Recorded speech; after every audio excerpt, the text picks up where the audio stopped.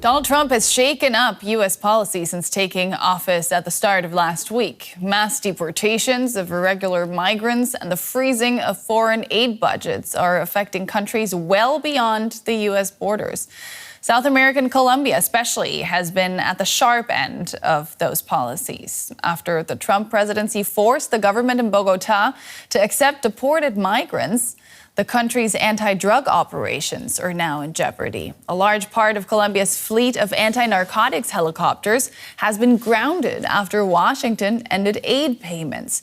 The aircraft belong to the United States, and the U.S. also pays for their maintenance. Colombia is the biggest cocaine producer in the world, with most of the drugs smuggled to the United States. And for a closer look, let's bring in Felipe Abondano. He's DW's correspondent in Bogotá. Felipe, so good to see you. Now, what role have these helicopters and the U.S. played in Colombia's fight against the drug trade? Hello, Nicole. Well, those 22 helicopters were assigned to the anti-narcotics police. They were assigned to big operations as air support and also as transport. They also has a role on taking wounded people from those areas.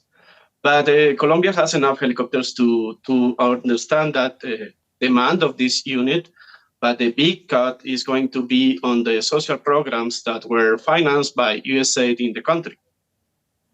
And Colombia has also been severely affected by Trump's policies with the deportation of irregular migrants.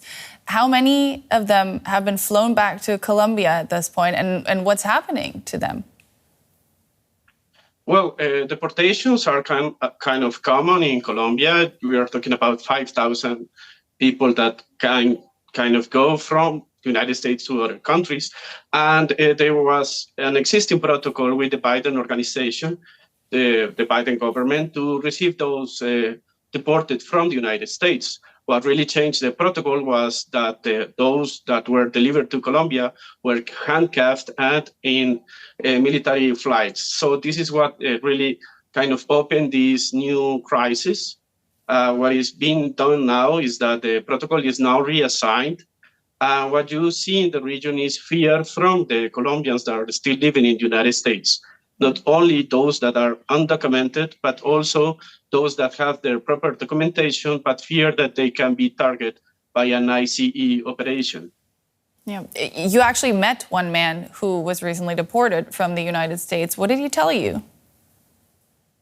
Well, he overextended his visa. He found a job in the United States. He was trying to make a living and sending some money to their relatives here.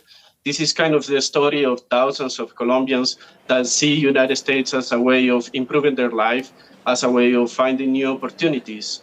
But you have to take into account that those that were deported in this episode were 200 people, but there were also 42 children that, according to the Colombian authorities, were also handcuffed, and they were given cold showers during their detention.